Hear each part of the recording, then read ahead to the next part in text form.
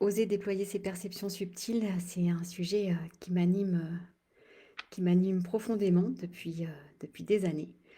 Pourquoi? Parce que moi-même, j'ai des perceptions, particulières depuis, mon enfance et que je me suis sentie parfois, bien seule à ressentir, des choses et à voir les autres autour de moi fonctionner, d'une manière, différente.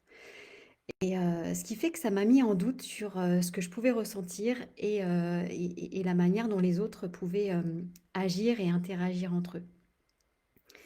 Évidemment, comme j'ai grandi dans un milieu où, heu, en tout cas je le pensais, personne n'avait, de perception, plus fine, de la vie et du monde autour, de ces mondes subtils. Eh bien, je me suis retrouvée bien seule donc avec tout ça et j'ai dû apprendre à naviguer.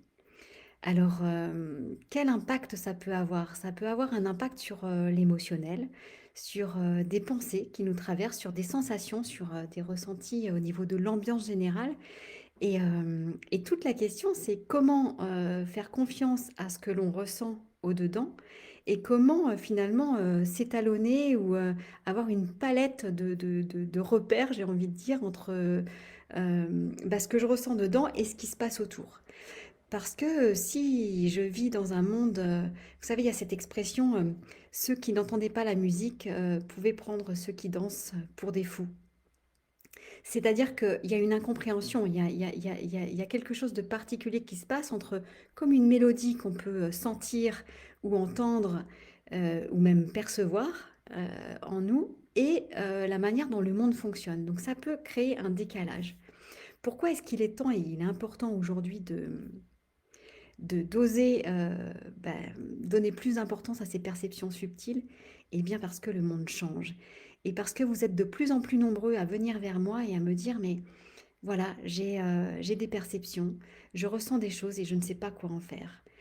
Heu, peut-être je suis hypersensible, peut-être, c'est autre chose, mais soit ça me fait peur, soit, vraiment ça me déborde et en fait, voilà, qu'est-ce qu'on fait avec ça?» Alors si tu as des perceptions particulières et que, elles te débordent parfois, eh bien c'est possible de venir en séance individuelle pour qu'on puisse, voir, ce qui se passe et comment tu peux te réapproprier tout ça.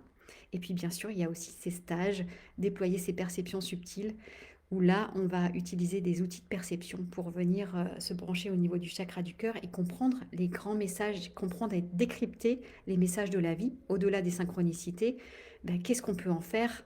Parce que chaque être humain est différent et donc la manière dont on est en relation avec le vivant est différent pour chacun et chacune de nous.